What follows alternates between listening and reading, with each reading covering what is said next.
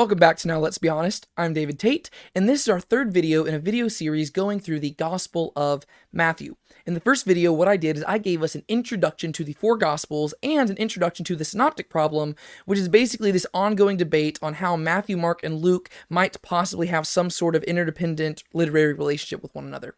And then in the second video, what I did is I actually defended my position in regards to the synoptic problem, mainly because that has a formative role in understanding how we're going to be approaching the Gospel of Matthew in this series, and I defended the position that I believe that Matthew was actually written first, which is actually contrary to the modern scholarly consensus, and so I actually gave a pretty long video there giving an overview of why I believe what I believe. And now what we're going to do in this third video is I want to actually give us an introduction to the Gospel of Matthew itself. And what I mean by that is I want to kind of re-articulate some of the things that I established in the last video, but then I also want to give us an overview and big picture perspective of the Gospel of Matthew. Because to me, the best way to understand these Gospels is to look at them first as a big picture thing, as the whole book, and figure out kind of how the book is structured, and that will help us make sense of each individual story as we work our way through it. And so that's kind of the goal for today. I just want to re-articulate basically an introduction to this gospel, and then actually work our way through an outline that I've created that to me best encapsulates how this book is structured. And so that's what we're going to do. And then next week, we are going to actually enter into the text of scripture with Matthew chapter 1, verse 1. All right. So intro to Matthew. First and foremost, the author of this book is the Apostle Matthew, an apostle and former tax collector, also known as Levi. Obviously, there's scholars out there who will debate whether or not Matthew was the actual author of this book. I think we have very, very good internal and external evidence to believe that the author of Matthew is the same person who the book is named after. I think that this was the same guy who was one of the 12 closest friends of Jesus. He was the one who was a tax collector who left everything to follow Jesus. That's who I believe wrote this book, and I think that we have good reason to believe that, both based off of our earliest Christian testimony and also details within the book that kind of demonstrate to us that this was written by a really smart guy who knew a lot about money. And so that's the author. And then the date, I actually date this to prior to AD 44, when the church was still centralized in Jerusalem. And if you want to know why I believe that, you can go back to my last video. And ultimately, the date doesn't matter that much because we know that it was written during the first century and that stuff's all sealed. But the main reason I said it earlier here is because it seems to me, and we're going to talk about this in a moment, that the Gospel of Matthew is chiefly concerned with Jewish concerns that would have primarily been a very important apologetic need for the early church when it was still centralized in Jerusalem or Judea, prior to the dispersion of the apostles after the death of Big James, James the son of Zebedee, right? And so to me, it seems like we have very good reason to think that Matthew was written very early. Most scholars would hold that it was written in the 50s or 60s, but the main reason they hold that date is because they assume that Mark was written prior. Whereas if you get rid of the idea that Mark was written prior, really Matthew could have been written any time. And I think that we have good reason to think that this was written during a time whenever the church was still very centralized. And so that's why you might see a discrepancy between my date and the dates given by a lot of scholars. Because this would actually make the Gospel of Matthew probably one of, if not the earliest book of the Bible, of the New Testament to be written. The audience, this seems very clear, and it's not just an opinion held by me, this is actually an opinion of most scholars, is that the audience is Jewish. This is both in accordance with the tradition and various internal data in the book, and so practically everybody realizes that this is a very Jewish gospel. It takes for granted that the people who are reading it are somewhat familiar with the Old Testament, which would be known as the Hebrew Bible to Jewish people, right? And so it's just very evident whenever you compare this one with the other Gospels, Mark, Luke, and John, this is the most Jewish of them. Maybe you could debate that with John because John is also very Jewish, but his is Jewish in a very different manner, whereas Matthew's is very steeped in Jewish culture, and it almost just assumes that the people who are reading it are Jews who understand Jewish culture and what's going on in and around Judea at this time period. And the purpose, this is the purpose that I have perceived out of it, just from my own personal study. It is to kind of serve as a Christian manifesto. I took that particular language from David Allen Black in his book that I referenced in the last video. But he used the term Christian manifesto to describe the Gospel of Matthew. And I think that's actually a very accurate term. It's basically where Matthew is establishing the basis of what Christianity is. And basically, from the beginning of the gospel to the end of the gospel, his main goal is just articulating what is the Christian faith and what sets it apart from the other sects of Judaism that were around at that time period. And it really is just exalting Jesus. It is showing who he is, what sets him apart, what his claims were, what his teachings were, what he believed about the kingdom of God, how prophecy played into all of this stuff. And so it really is a kingdom manifesto, a manifesto of the Christian faith. And the two goals that this Christian manifesto has is firstly to defend the kingship of Jesus, and secondly to detail the foundation of Christian belief. So on one hand, Matthew is primarily concerned with defending the fact that Jesus is the Messiah, that he is the fulfillment of the messianic promise that was given in the Old Testament, the fulfillment of both the Abrahamic and Davidic covenants, and that he is ultimately the one through whom all the nations of the world would be blessed. He is the one with all authority. That is the first and foremost thing that Matthew is trying to defend in this book.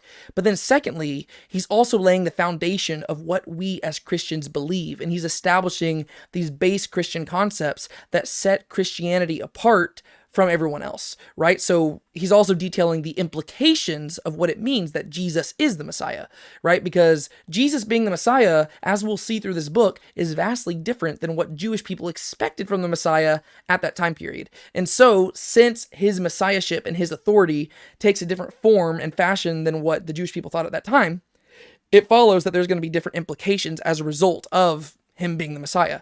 And so it seems to me that is the main thing that Matthew is trying to accomplish. And in that way, you could say that this gospel has, as a primary goal, it has a very apologetic nature. And what I mean by apologetic, I'm not saying he's sorry. I'm using that in the like doctrinal sense, or how we usually use it in theological situations. Apologetic means to defend, right? So this is Matthew defending the faith from a Jewish perspective for a Jewish audience to demonstrate to them that Jesus not only has a legitimate claim to the throne, but he is the Messiah, and detailing the implications of that both for all Jewish people and ultimately for all the world as a result of the fact that this Jewish king does not only have authority over the Jews, but he has authority over all heaven and all earth, right? And so these seem to be the different things that make the Gospel of Matthew distinct from Mark, Luke, and John, because ultimately they're all telling the same story, but they have different goals in mind. And to me, I think that if you follow the evidence, both internal and external, you get this portrait of Matthew where you have this guy who is addressing the needs of the early church in its infancy, where it is still centralized in Judea, it is still centralized in Jerusalem, and it's addressing the common concerns that would have arisen at that time period, where you have a lot of growing Jewish opposition to this faith, and you need answers for it. Is Jesus truly the Messiah? What is it about us that sets us apart from everyone else? That seems to be what Matthew is ultimately trying to communicate. And so that's an introduction to Matthew. Now what I want to do is I want to turn our attention and I want to give us a big outline of the book, and then we're going to walk through it section by section just so you can understand kind of how I arrived at this outline and how ultimately I got to this structure. Because ultimately with this book, you got to understand people debate about the structure of Matthew, and it's actually one of the most perplexing things. I was reading a few commentaries in preparation for this, and people have just talked about how really no single commentator can agree on one particular structure that Matthew has. And so what you're about to see here is just from my own personal study where I've arrived at, and I've compared it with a lot of other people's and stuff, and this is where I land. So the way that I see the book of Matthew outlined is, first off, you have this extended portion of it, which is the majority of the book, and it is situated as a series of narratives and discourses, and it goes back and forth by giving you extended narratives, so a lot of stories about Jesus, and each of those narratives will be ended by a discourse, by a moment of speaking, where Jesus will communicate something to a crowd of people, and that will say something that kind of fulfills those narratives that came before it, and also leads into the next section.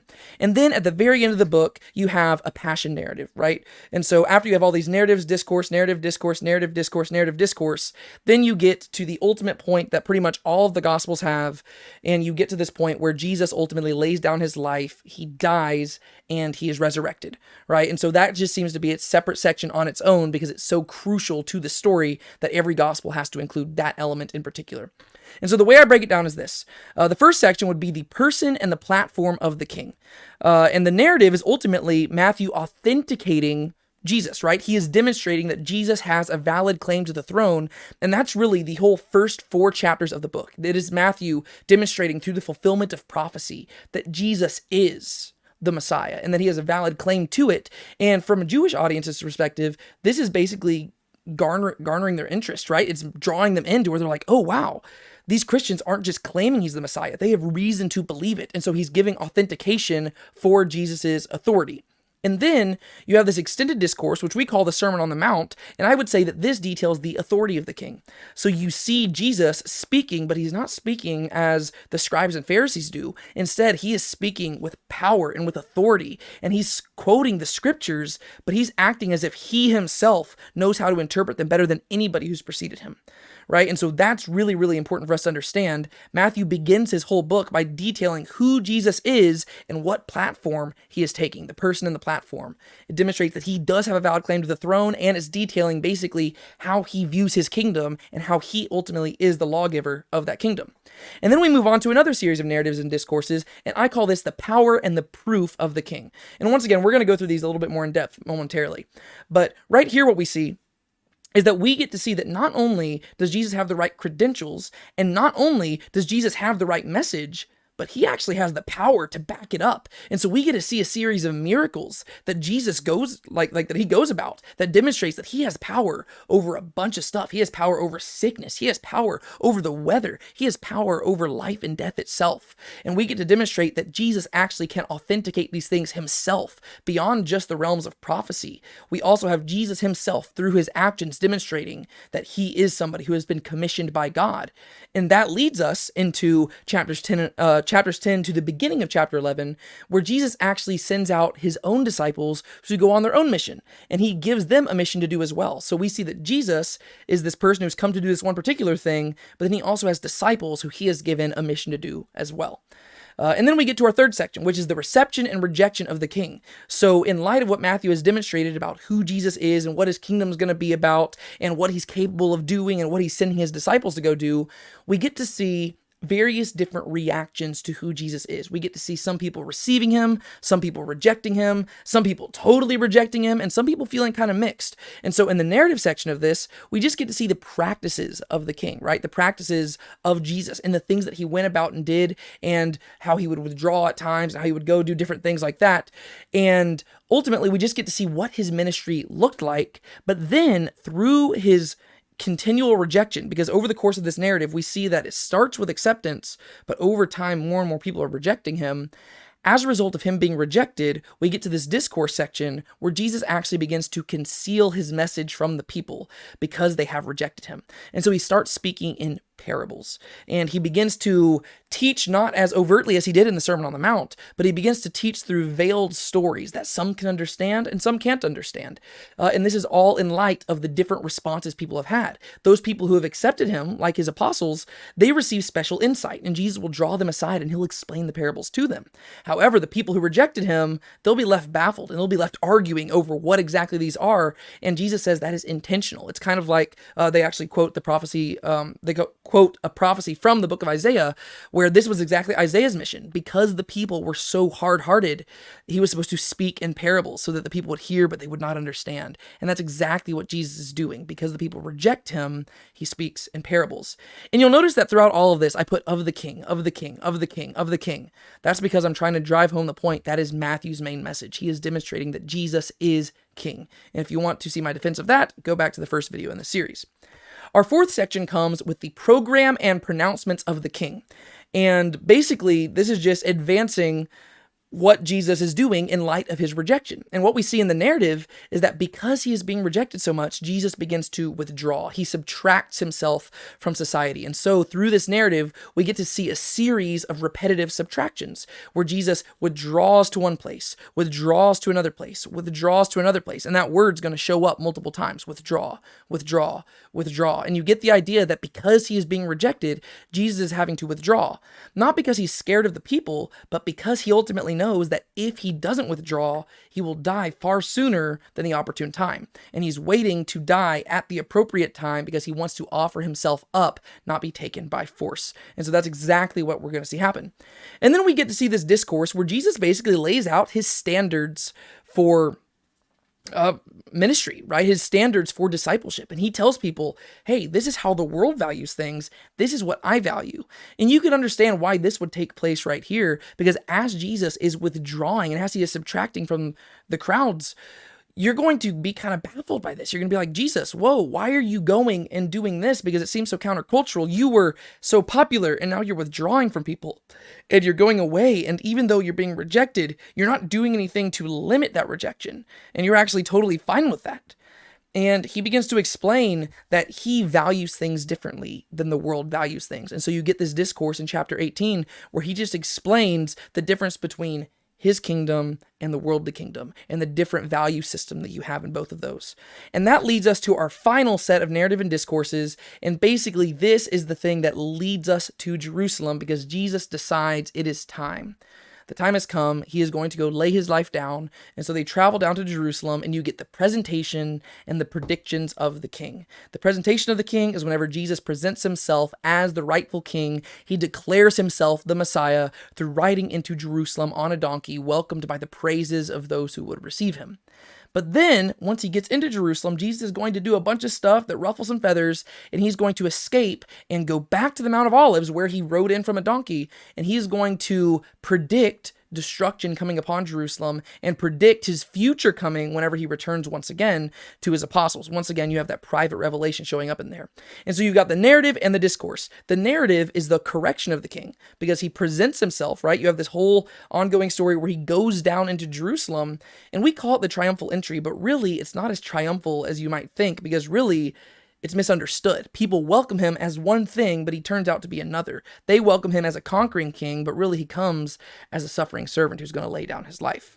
And so he goes there, and over the course of the next few chapters, from chapters 19 through 23, Jesus really just begins hammering all the different Jewish people. He's flipping tables, and he's doing all this different stuff. He is rebuking the Pharisees. He's rebuking everybody. He is combating with them, and he's correcting their theology because he's demonstrating the fact that they are rejecting him because they have failed to understand who God is. And so he's correcting them, and as a result, he is ultimately rejected by the Jewish people, which leads him to go out of Jerusalem, and you get to that final discourse, which is the coming of the king, where he draws some of his apostles aside, and he details the events that will lead ultimately to the destruction of Jerusalem, but also to his future return, because ultimately there's this whole thing that the Jews didn't expect, where Jesus is going to leave for a while, but then he's going to come back, and in the future, he will establish his kingdom. And so there's the narratives and discourses, and then what you see after that is you have the death and resurrection of the king. After you have the narratives and discourses, you get to the thing that's at the end of each of the Gospels, where you ultimately just have Jesus's passion, the passion of the Christ. First off, you have the passion of the king, and then the power of the king. The passion of the king would be where he willingly chooses to submit himself unto death, right? He goes, he celebrates this final meal with his apostles. He institutes the Lord's Supper. He goes out to the Garden of Gethsemane. He prays. He allows himself to be taken into captivity once he is betrayed by one of his closest friends. He is tried unfairly. He is tried again and again and again. And even though everybody is saying that he's innocent, they deem him guilty, and he dies on a cross.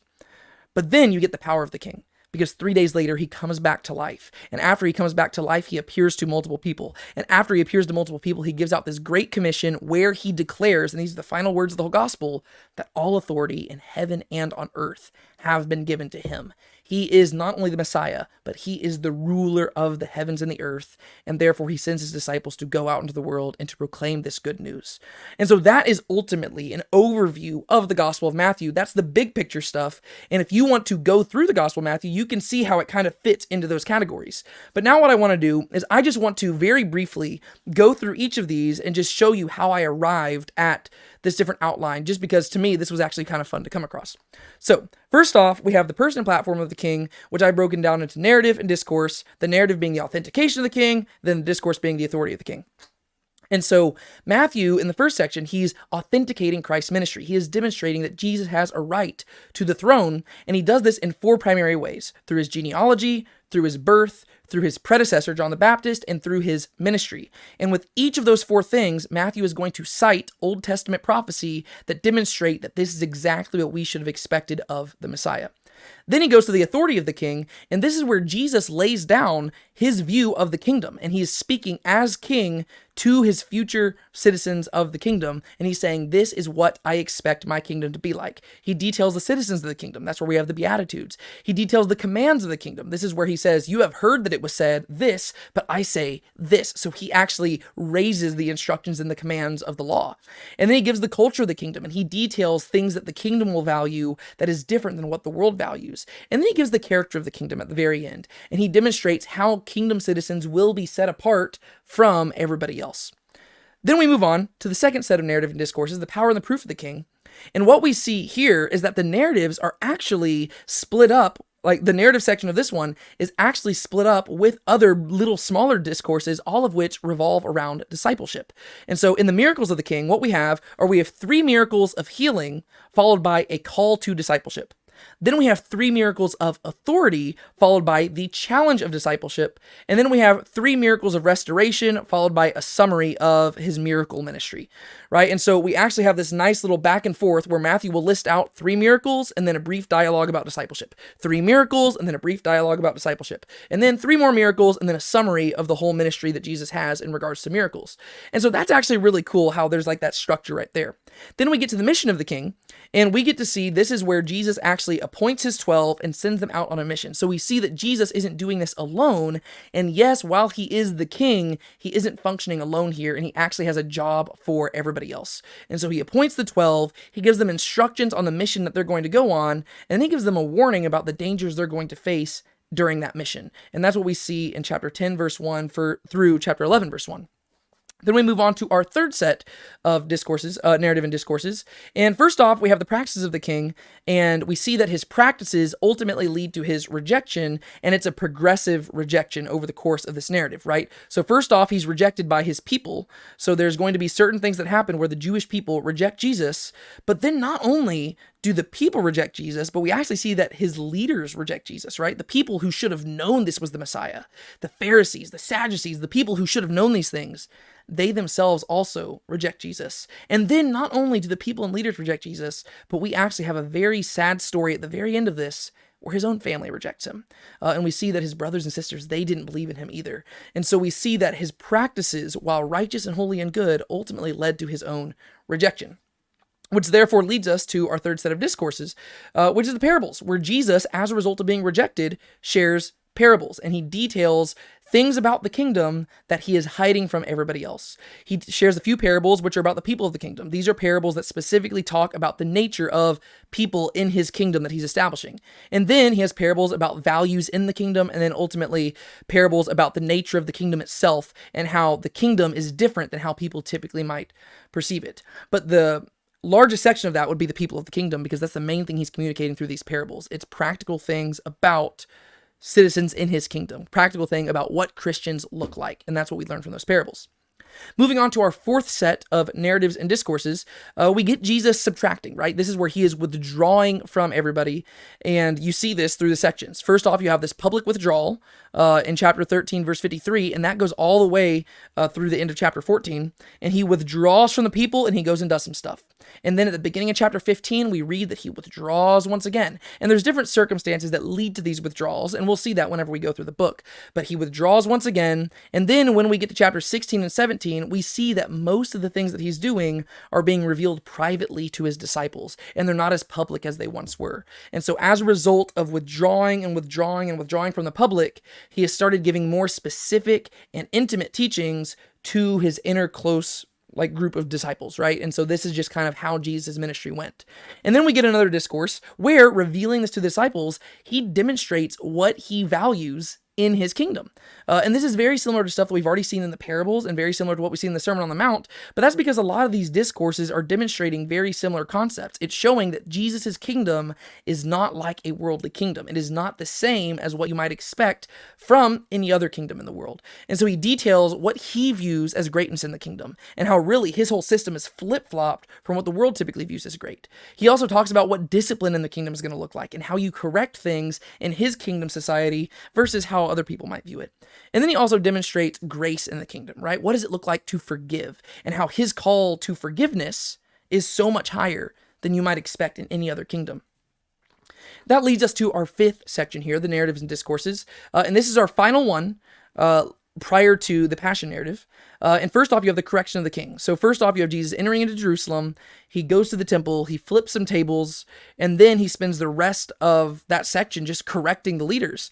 And what I did here, the titles I gave them, are really kind of callbacks to some Old Testament stuff, but also to some things that Jesus calls the Pharisees. And so first off, I have Jesus unblinding the eyes. And this is where Jesus is basically revealing his true nature to everybody. And it begins with Jesus entering into Jerusalem, and the people think that they know what's happening, but really we see that they were blind to what was going on. And so he's unblinding their eyes, and he goes in there, and while they expected him to be a conquering king, he goes in and starts flipping the tables of the temple. And he demonstrates that he was not as much concerned with the Romans as he was with the sinfulness going on within the camps of Judaism at that time. And then you have eyes but not seeing, because not only has he unblinded their eyes, but he demonstrates that even though they can see, they're not actually seeing what's before them. And so you have Jesus correcting people, and he's really getting onto them, which leads us to our final part, the final issue of all of this, the blind guides. Because Jesus' main condemnation here is not directed at the Jewish people at large, but specifically the leaders who allowed them to get to this point. And so he starts voicing these rebukes, and he says, "Woe to you, scribes and Pharisees! Woe to you, hypocrites!" And he gets onto the leaders because they are the blind guides who have led to the people having eyes but not seeing, and ultimately being blind in their eyes, right? And so you have Jesus reversing this, and he demonstrates that he isn't chiefly concerned with the Romans and their oppression. He's chiefly concerned with the sinfulness within the Jewish people. And so that is what his correction's about, which leads to the final discourse where Jesus gets away from Jerusalem. He goes back to the Mount of Olives. And so really, this section begins and ends at the same place. It begins on the Mount of Olives and it ends on the Mount of Olives. But now, instead of being surrounded by a group of people who are welcoming him with palm branches, he's surrounded by just a small group of his disciples. And he begins to share with them what's going to come in the future. He details the future hardship that they're going to face. He details the present preparation that they need to take in light of his future coming. And then he details the future judgment that will come when he comes back ultimately. And so we see here that he didn't come to judge the first time. He came for salvation. And that's what we're about to see in this final section of Matthew. But he is preparing his disciples for that future coming and for that future judgment. Which then leads us to the final section here, and I think I put part 5 up there. It's supposed to say part 6. That's a typo on my part. Nobody's perfect. And this is where we get the passion of the king, followed by the power of the king. And with this one, this is where really the structure of Matthew just kind of breaks down a little bit, because it's no longer narrative and discourse. It's just narrative, and that's because it's detailing the most significant events where the ultimate structure kind of falls to the wayside in order to detail the culmination of Christ's ministry. Because yes, he taught these amazing things. Yes, he did these amazing things. Yes, he performed these amazing miracles. And yes, he had some amazing things to teach to even just his disciples. But ultimately, the reason he came was to lay down his life. And so what we get here in the Passion of the King is we get to see the plot for his death, the trials that led to his death, the crucifixion, so the details of his death, and ultimately the burial that followed afterwards, right? And so basically, these are just the final day, like the Passion of the King right here. This is just the final day of Christ's life leading to his death. But then the story doesn't end there, and you get to see the power of the King in the final chapter, where we see that Jesus has authority over death, and not only authority over death, but authority over all. So he rises from the grave, people come see him, they see the empty tomb, and then ultimately he appears to multiple people, and then the book ends with him declaring that he has authority over all things in heaven and on earth. And ultimately, that's what the Gospel of Matthew is about. And so I hope this video was informative for you. I hope that it laid the groundwork really well to establish where we're going to head in the series, and hopefully it just gave you insight to kind of a big picture view of Matthew that you've never seen it like it. Hopefully it gives you a better big picture view of Matthew in a way that you've never seen it before. Because to me, this is always very helpful in helping me understand a book if I can just look at it big picture and say, what does it seem Matthew is trying to communicate in these? And ultimately, I'm just guessing, right? Because I'm just looking at what other scholars have said. I'm just looking at my own personal study. Ultimately, until I sit down in heaven with Matthew and ask him, hey, why did you put this in this order? We'll never know fully why he wrote the things he wrote them and why he put them in that order. I'm just guessing as best I can based off of my own personal study and based off my own personal research. But to me, this seems to be the best way to make sense of how the gospel is structured. And once you understand that, it becomes a lot easier to go through the book, how we're going to go through it. Because like I said, we are going to go verse by verse, but we're not going to be looking for every single little detail and nuance that Matthew has. Because if that were the case, we would have hundreds of videos that would last multiple years, and that's not my goal right now. Maybe one day we can do that on this channel, but right now my goal is simply to look at what makes Matthew unique and how what Matthew has written advances his ultimate goal. And so once we understand the big picture of it, we can look at that a lot better, because we can say, okay, how does this section right here contribute to Matthew's overall argument? And I hope that's really helpful for you, because then, if anything, you can watch these videos every week, and you can spend the rest of the week going even more in depth, because once we've established the big picture stuff, you can go deeper and deeper and deeper, and you can glean some really important stuff from scripture while still staying true to the overall goal of the book. And so hopefully that'll help you, and hopefully this video blesses you. I'll be back next week, and we will actually hop into chapter 1, verse 1, and beyond that. And so we're finally going to enter... Sorry, I'm getting excited. We're finally going to enter into the book of Matthew, and I am excited because, you know, this introductory stuff is great, but there's something special about entering into the Word of God. So I am excited to do that with y'all. Until then, be sure to keep a smile on your face. Don't let anybody steal your joy. My name's David Tate. This is Now Let's Be Honest. And yeah, have a great day. God bless.